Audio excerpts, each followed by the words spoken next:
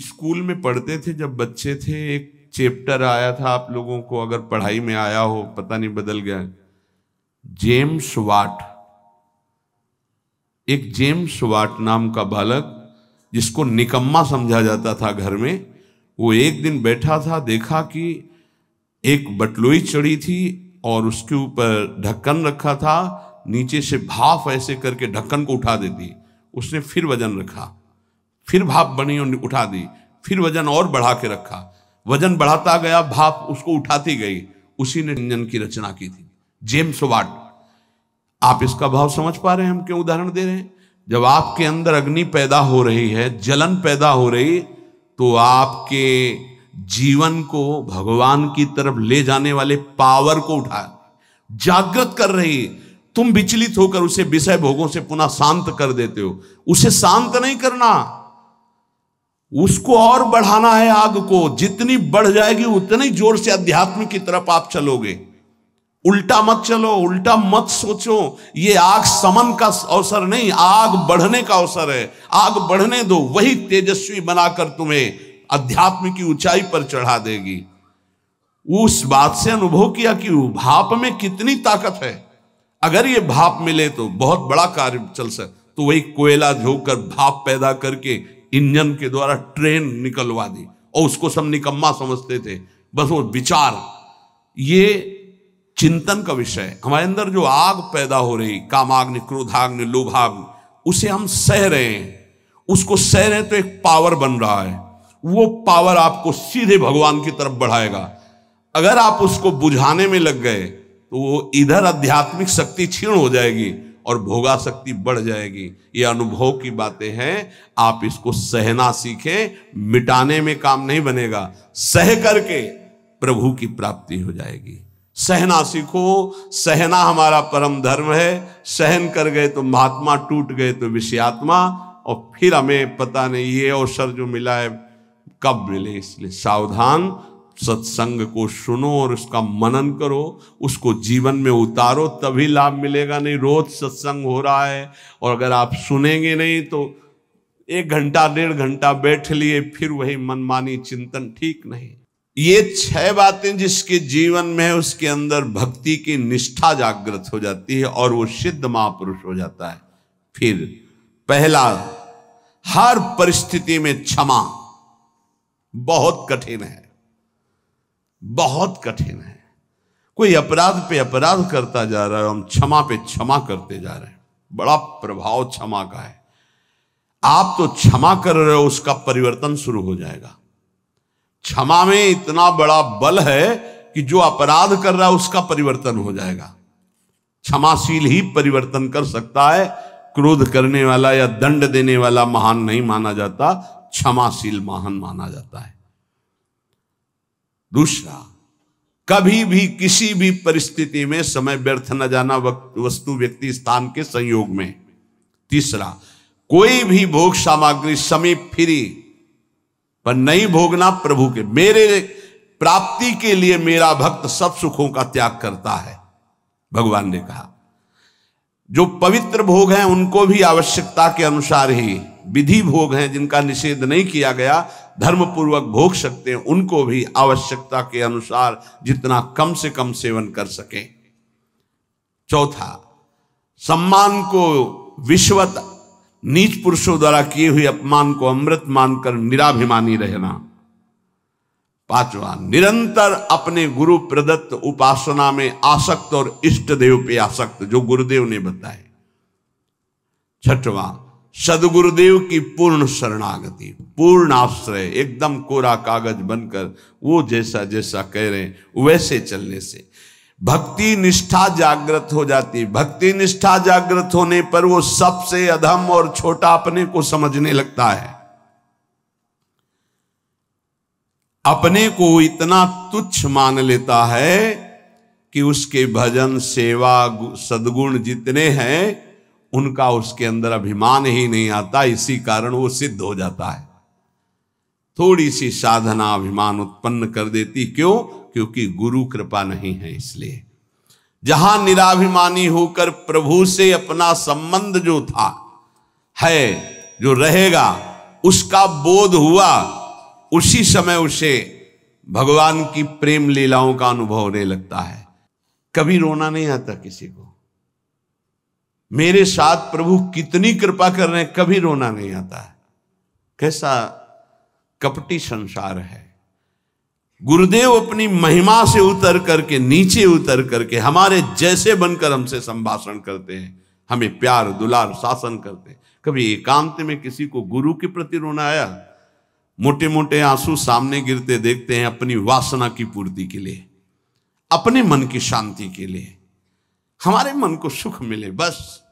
कभी ये रोते कि अहो कृपालु करुणा में आपका कैसा स्वभाव है, हे स्वामिनी आपका कैसा स्वभाव है? कभी ऐसा नहीं।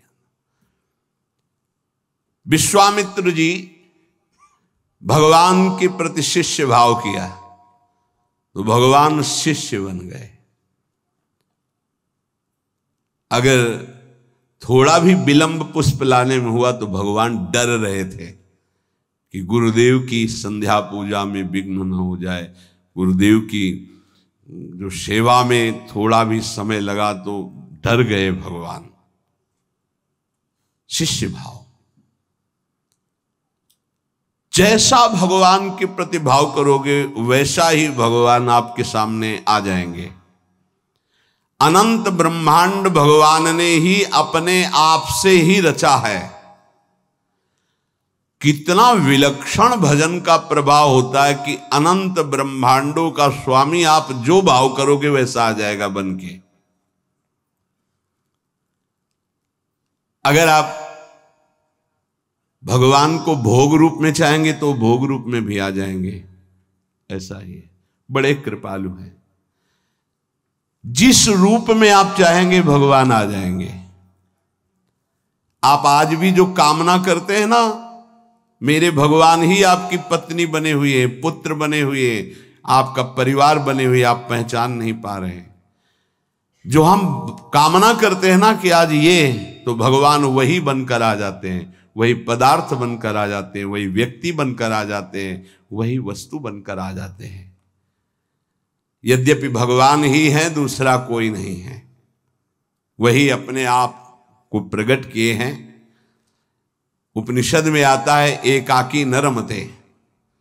खेलने की इच्छा हुई तो दूसरा कोई हो तो खेले, तो अपने आप को इतने रूपों में खेल में फैला दिया।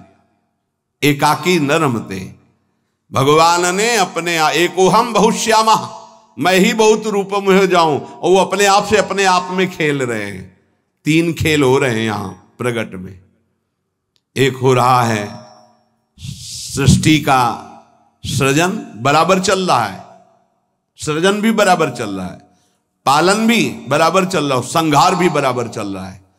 सृजन होता जाता है, पालन होता जाता है, संहार होता जाता है, सृजन होता जाता है, पालन होता, संहार, ये बराबर लीला चल रही है। किसका सृजन? अपने आप से अपने आप का सृजन। किसका पालन? अपने आप से अपने आप का पालन। और किसका संहार? अपने आप से अपने आप के ऊपर संहार लीला, किसी और की नहीं है, वही है। आप भी वही हैं पर नहीं समझ पा रहे। भगवान ने कहा यथा तथा, अर्थात मुझे जैसे बसता मैं वैसे, ये यथा माम प्रपद्यन्ते तास तथैव, यथा तथा। भाव और लगन, जिस तरह की आपकी लगन है और जिस तरह का भाव है वैसे ही भगवान अनुभव में आते हैं। जब आप घोर विषय चिंतन करते हैं तो भगवान विषय रूप में आ जाते हैं। गाढ़ चिंतन विषय का तो विषय रूप में आ जाते हैं। सलाह दे देंगे आपको, देखो ये विषय जो मैं ही हूं, इसको प्राप्त करना है तो ऐसे चलो, ऐसे प्राप्त करो। वो भले आप निषिद्ध चिंतन कर रहे हैं, जब ज्यादा हठ करेंगे तो आपको वही सलाह देने लगेगा हित। आप ऐसा करो, ऐसे से ऐसा कर लो, ऐसे से ऐसा कर लो। और जब पिटाई होगी तब आपको फिर उपदेश करेगा, कहा था नहीं माने तो सलाह दी थी, अब मान लो। हित का बड़ा ही कोमल स्वरूप है।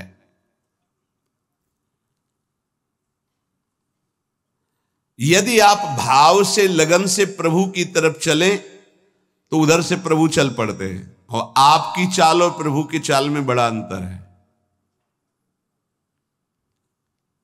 त्रिभुवन में सबसे तेज गति चलने वाला मन है, वायु से भी अत्यंत वेगवान मन है। जैसे वायु यहां से बंबई उसको जाने में कुछ समय लगेगा, लेकिन मन को अगर आप बंबई गए हैं पहुंच गया। मन से भी वेगवान गरुड़ जी हैं, जो भगवान के वाहन हैं, वो मन से भी वेगवान है और गरुड़ से भी वेगवान भगवान की गति है। तो जब उपासक भाव और लगन से चलता है तो बहुत जल्दी भगवत प्राप्ति क्यों हो जाती है? बोले दरिया दूषण दास में नहीं राम में दोष। भगवत प्राप्ति में दोष आपका है जो आप देरी कर रहे हैं, भगवान की तरफ से नहीं। जन चाले इक पावणो हरि चाले 100 कोश। एक कदम भक्त भगवान की तरफ चले तो 100 कोस भगवान भक्त की तरफ चल देते हैं। 100 कोस उनका वेग है ऐसा, वो अपने कदम से एक कदम तो ब्रह्मांड पार कर दिए। आपका भाव और लगन, भाव में तो विषय भरा है, लगन लगी भोगों की तो बार बार वही आ रहे हैं भोग रूप में, दूसरा कोई नहीं। पर जब भोग रूप से आप विषयों का सेवन करते हैं तो फिर नरक रूप से भगवान मिलते हैं, रोग रूप से भगवान मिलते हैं, दंड रूप से, जलन रूप से भगवान मिलते हैं। भगवान का कौन सा रूप आपको पसंद है? आनंद तो छोड़ो इसे, आनंद सिंधु प्रभु के रूप का ध्यान करो, उनका नाम जप करो। भगवत प्राप्ति में कोई बाधा नहीं डालता, साधक स्वयं बाधा को स्वीकार करता है। क्योंकि भगवत प्राप्ति के लिए जो तुम्हें समझ दी गई है उसका प्रयोग नहीं कर रहे। भोग सामग्री देखी, समझ कह रही कि नहीं इससे बहुत विलंब हो जाएगा, भगवत प्राप्ति नहीं होगी, आप ये अनसुनी कर दिए, उसे भोग लिए। किसकी गलती रही? आपकी। आपने अपनी समझ का आदर ना करके और भोगाकर्षण का आदर कर लिया। अपने समय को, अपने जीवनी शक्ति को, अपने समझ को भगवत प्राप्ति के योग में लगाना चाहिए। आप भगवत प्राप्ति के वियोग में लगा रहे हैं, दूरी बनाने में लगा रहे हैं। चलना इधर है, चल इधर रहे, इसमें कमी आपकी है। सामर्थ्य जितनी है अगर उतना कदम बढ़ा दो तो तुम्हें खुद अनुभव होने लगेगा भगवान कितनी वेग से आपकी तरफ आ रहे हैं। पूरा समय, पूरी सामग्री, पूरी सामर्थ्य भगवत प्राप्ति के लिए मिली है आपको। पूरा समय, पूरी सामग्री, पूरी सामर्थ्य भोग प्राप्ति में लगा रहे हैं आप, देख लीजिए। कारण समझ सामग्री समय का दुरुपयोग कर रहे हैं क्योंकि तुम्हारे अंदर लगन नहीं, अगन नहीं भगवत प्राप्ति की। भक्ति किसी साधन विशेष से नहीं प्राप्त होती, कर्मों से नहीं प्राप्त होती, भगवान की पूर्ण शरणागति से होती है। कई बार इनकी चर्चा हुई, पूर्णता कैसे होती है? हे हृदय से प्रभु की शरण। यदि परमार्थ में उतरे हो तो चैन नहीं है। यहां दरस बिन दुखन लागे नैन, जब से तुम बिछुरे पी प्यारे कबो न पायो चैन। बेचैनी बढ़नी चाहिए। जब बेचैनी बढ़ती साधक में कृपा से तो वो समझता है परेशानी बढ़ रही है और उसको मिटाने के लिए भोगों में उतर जाता, खत्म। अरे वही बेचैनी तो विरह बनती है, तुम समझते कहां हो? जब आपके अंदर जलन होती, बेचैनी होती, घबराहट होती है तो वही जाकर विरह बनती है। हा प्राणनाथ, अब जिया नहीं जा रहा आपके बिना, वही भगवत साक्षात्कार कराती है। आप समझ नहीं पा रहे, आपको लग रहा है मेरे साधन में कमी हो गई जो बेचैनी बढ़ रही। यही साधन की परिपक्व अवस्था है जो बेचैनी बढ़ रही। प्यारे समझिए, आपका हृदय तो जलता है, आप में जो अशांति सी महसूस हो रही है, अभाव सा महसूस हो रहा है, ये कृपा हुई है आपके अंदर। यही अभाव आपके अंदर ऐसा भाव पैदा करेगा कि आप चिल्ला चिल्ला कर रोने लगेंगे, प्रियाजू अब रहा नहीं जा रहा, सहा नहीं जा रहा, अब आ जाइए। बन गई बात। जहां आपके अंदर ऐसा भाव आया, बेचैनी बढ़ी, तो आप उसको चैन प्राप्त करने के लिए भोगों का चयन कर लेते हैं। बस गई वो। बोले अब थोड़ा। कल किसी ने कहा था कि आपके कथनानुसार मैं जब चलता हूं तो भारी घबराहट पैदा हो जाती है, और जब हम आपकी हर बात छोड़ देते हैं तो एक तसल्ली से मिलती है और शांति मिल जाती है। क्या शांति मिल जाती? मन। अब विषय भोगने को मिलेगा, अब स्वतंत्रता मिल गई। अब और जहां अनुशासन में वो जलता है कि मेरी हर वासना की आपूर्ति हो जाएगी, आप समझ नहीं पा रहे। वो जो आपके अंदर बेचैनी हो भगवत प्राप्ति के लिए योग्यता पैदा कर रही है आपके अंदर, पर आपको वो नहीं चाहिए, इसलिए विषय सेवन में शांति लगती। त्यागात शांति मिलता, वो कहला विषय भोगों में शांति मिल जाती है। यही बुद्धि की बात है, बहुत खराब बुद्धि हो चुकी। दास्य, सख्य, वात्सल्य, माधुर्य, ये जितने भाव हैं पहले इनके शरणागति पुष्ट होनी चाहिए। भगवान सब कुछ आपको दे देंगे, पर पहले शरणागति पुष्ट होनी चाहिए। अगर आपने अपने आप को श्री भगवान को दे दिया तो श्री भगवान अपने आप को आपको दे देंगे। सौदा बहुत सस्ता है। हमने अपने आप को तो भोगों में दे रखा है। अगर हम अपने आप को श्री भगवान को दे दे, श्री भगवान हमें अपने आप को दे दे, कितना सौदा सस्ता है। अगर शरणागति पक्की हो गई तो भगवान त्रुटियों की तरफ नहीं देखते। राहत न प्रभु चित चूक किए की, करत सुरत 100 बार ही की। प्रभु उसके हृदय की बात देखते कि मेरा शरणागत हो गया, सैकड़ों त्रुटि हो जाए तो भी ध्यान नहीं देते। कितनी कृपा है। जैसे पीछे आपने सुना था कि भगवान कह रहे हैं मेरे जन्म कर्म को दिव्य मानने वाला पुनर्जन्म को प्राप्त नहीं होता। ऐसे ही मैं प्रभु का हूं, प्रभु मेरे, उसका पुनर्जन्म नहीं होगा। शरणागति का शुद्ध स्वरूप। हमारे माई श्यामाजू को राज, मेरी श्यामाजू मैं श्यामाजू का, ये सूत्र समझ लो।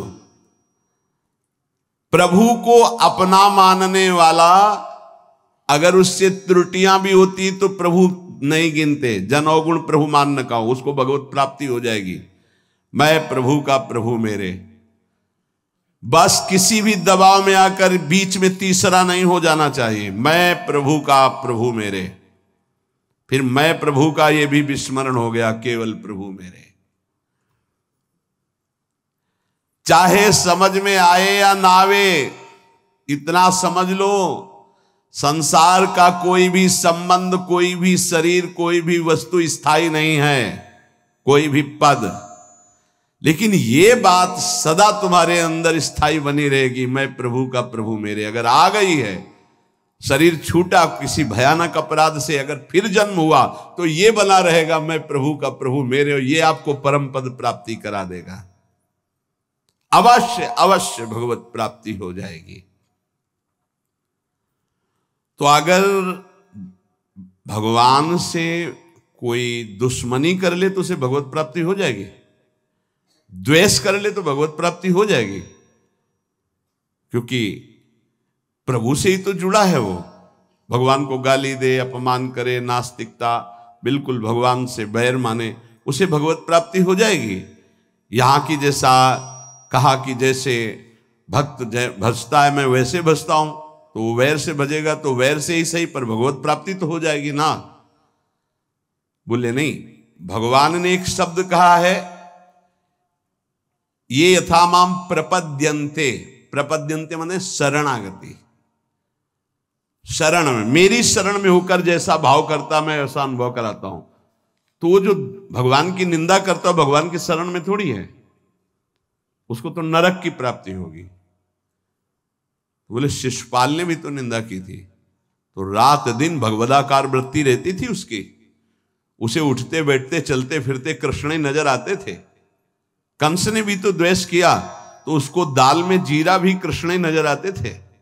जिधर दृष्टि डालता कृष्णाकार वृत्ति थी उसकी। ये छोटे मोटे बैर वालों को यमराज ठीक कर देते हैं, उनको भगवान को नहीं अवतार लेना पड़ता। ये जैसे ना कि भगवान की निंदा कर रहे हैं, भगवान की अवहेलना कर रहे हैं, नास्तिकता कर रहे हैं, इनके लिए शासन विभाग है यमराज, वो अच्छी धुलाई करके। देखो यहाँ चाहे जितना आप अपने को बलवान समझें, कंबल डाल के कुटाई होती जेल में। एक हमें मिले थे जेल में, तो उन्होंने कहा था कि वो जो पुराने कैदी हो जाते हैं वो वहाँ के शासक की तरह हो जाते हैं। तो जैसे कोई ज्यादा उद्दंडता करता है ना, तो फिर कंबल उड़ा के और फिर उनकी पिटाई होती है। तो यहाँ तो कंबल उड़ा के होती है, वहाँ तो बहुत ही दुर्दशा होती, क्योंकि इस शरीर का तो वहाँ महत्व है नहीं पंच भौतिक। वहाँ एक नया शरीर मिलता है जिसका नाम यातना देह, वो मरता नहीं है, उसमें केवल दंड भोगना होता है। तो कह रहे हैं ऐसे लोगों के लिए तो यमराज ही काफी हैं। ये तो उनके लिए जिनकी हर समय कृष्णाकार वृत्ति में द्वेष हुआ है। जो भगवान का आश्रय अंदर से लेकर के भगवद आचरण करता है, वो भगवान का भक्त होता है। और भगवान प्राणी मात्र के परम सुहृद हैं। जो भगवान से वैर द्वेष रखा, उन्होंने केवल भगवान से ही रखा। शिशुपाल ने कभी और किसी को गालियां नहीं दी, केवल भगवान को दी। और गालियां भी कैसी देता था, कोई गंदी बात थोड़ी कहता था। ये कृष्ण ये ऐसा क्यों बोल रहा है? क्योंकि भगवान ने इसे आदेश किया है कि हमसे द्वेष करो। कौन है ये? जय विजय हैं, 3 जन्म के लिए सनकादिक। तो रावण, कुंभकर्ण, शिशुपाल, दंतवक्र, हिरण्यकश्यप, हिरणाक्ष, ये भगवत पार्षद है। भगवान के सिवा इनके चित्त में कुछ है ही नहीं। अब भगवान ने आदेश किया हमसे द्वेष की लीला करो, तो अंतिम समय तक कहां राम रन हतोपचारी वो बोल के पधारे। और ये अंतिम समय तक सभा में बसे। ये कृष्ण, ये ग्वाला। भगवान सबको कहते चुप रहो, बोलने दो, बोलने दो, बोलने दो। जब पूरा समय आ गया तो सुदर्शन चक्र से मुक्त कर दिया। हिरण्यकश्यप किसी के भी समझाने से नहीं, भगवान से वैर। ये भगवत पार्षद हैं। अगर अपने लोग सोचे तो इतनी क्षमता हमारे वैर में नहीं है कि हम भगवान में तन्मय हो जाए। उसके ठीक करने के लिए बहुत से शासक है। ये शनि, राहु, केतु, मंगल ग्रह, नक्षत्र, ये सब जानते हो, शासन विभाग है। और क्या, जैसे अलग अलग कंपनियां नहीं है, ये अमुक कंपनी है भारत की रक्षा वाली, ये अमुक कंपनी है, अमुक एजेंसियां अलग अलग नहीं। जैसे ऐसे एजेंसी समझो, नवग्रह की अलग एजेंसी अलग अलग है। मार तुम्हारी सब सुख सुविधाओं को भस्म कर देंगे। जीवन तुम्हारा क्लेश और अशांतिमय हो जाएगा। वैर द्वेष भगवान का तो कभी कुछ बिगाड़ नहीं सकेगा, तुम्हारा सर्वनाश कर देगा। ये रावण, कुंभकर्ण, शिशुपाल, दंतवक्र, हिरण्यकश्यप, हिरणाक्ष, ये कोई साधारण नहीं, भगवान के पार्षद हैं। इनकी नकल नहीं कर सकता कोई कि हम भगवान से वैर करके परम पद प्राप्त कर लेंगे।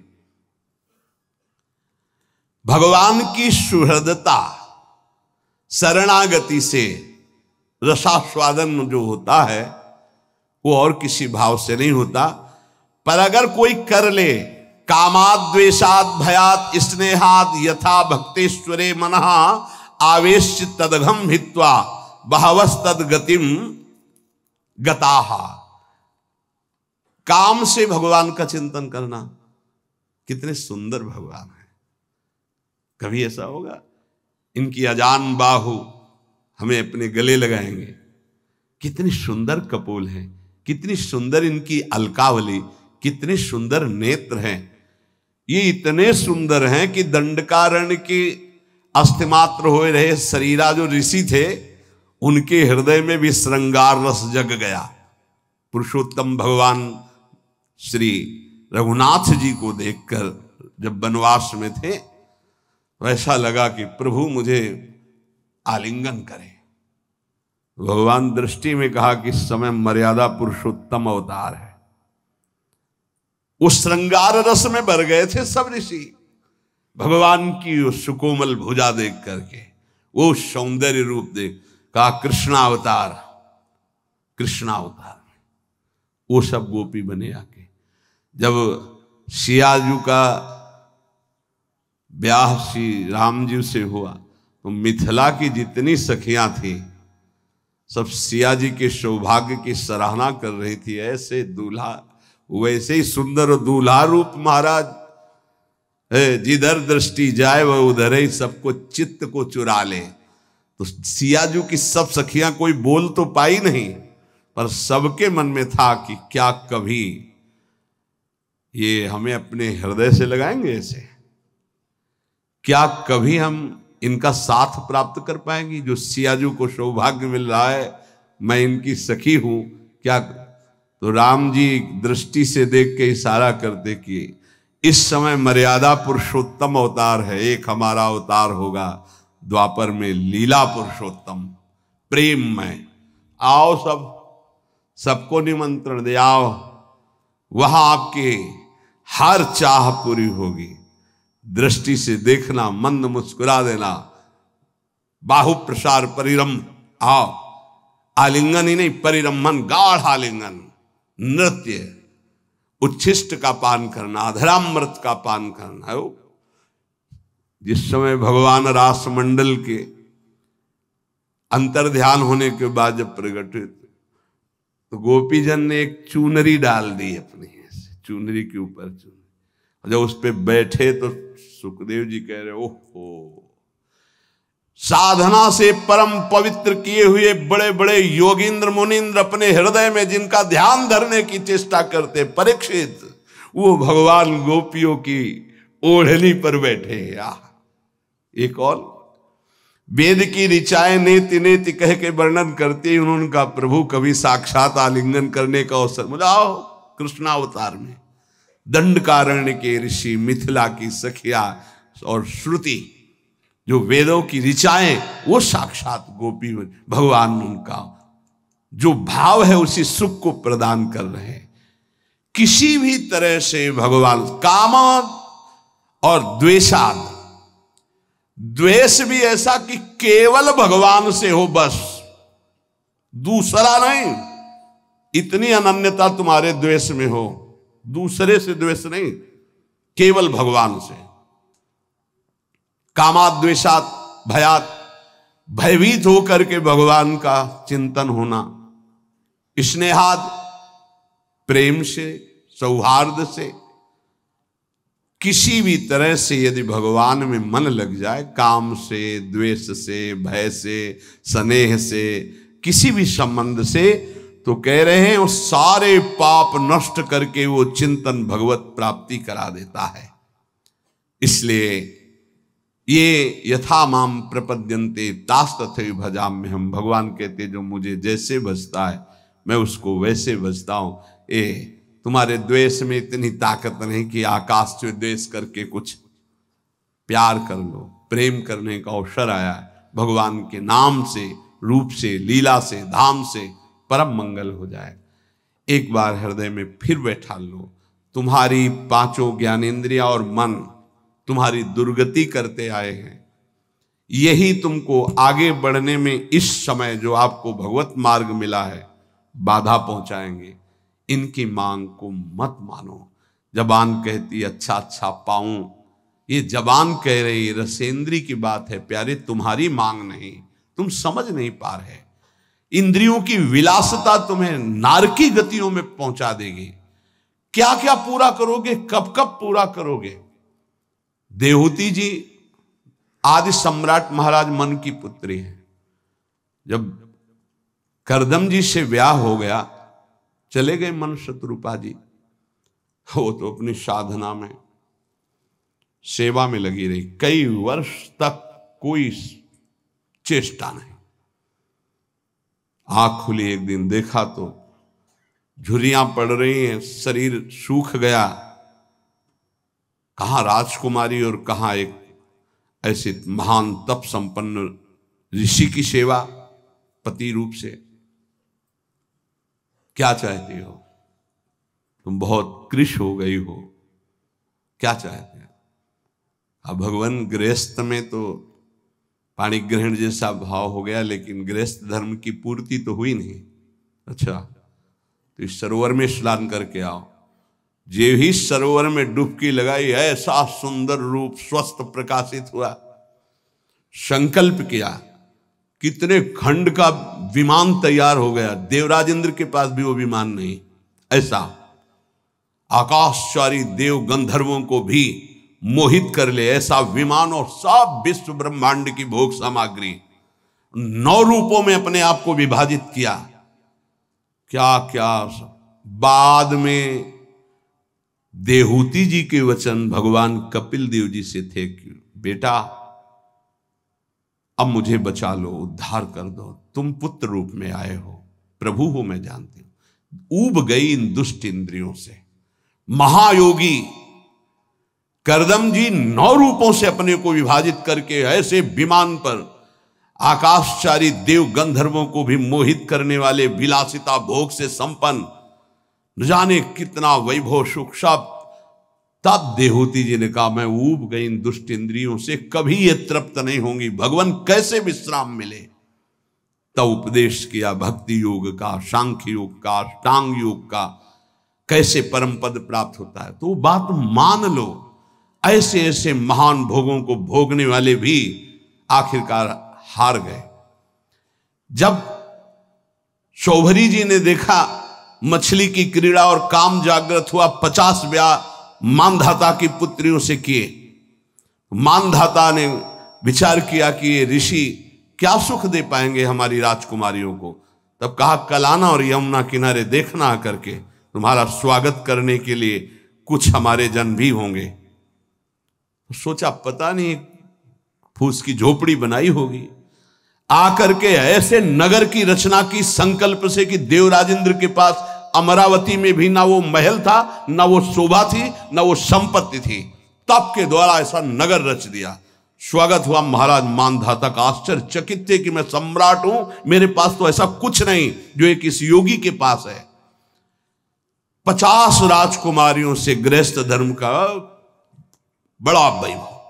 फिर एक दिन एकांत में बैठे, हाय हाय मच गया, क्यों मैं कहां था, कहां आ गया, अपने तप का क्या प्रयोग कर डाला। तब वो एक श्लोक गायन किए थे जिसका प्राय हम चर्चा करते रहे, संगम त्यजेत मिथुन व्रतिनाम मुमुक्षु सर्वात्मना न विसजेत बहिरिंद्रियाणि। इंद्रियों को इतना दुलार मत करो, नहीं तो नष्ट कर देंगे, ऐसा नष्ट कर देंगे पूछो मत। बहुत दुर्दशा होती है इन इंद्रियों की। छोटे छोटे बच्चों को त्याग करके, उनकी हत्या करके, फिर अपनी इंद्रियों की विलासता में उतर करके बढ़ना, ये सब क्या हो रहा है। इंद्रियां कितनी निकृष्ट होती चली जा रही हो। हम साधक होके, भगवत मार्ग के पथिक होके, जान करके अगर इंद्रियों को दुलार करेंगे तो प्यारे कोई नहीं बचा पाएगा।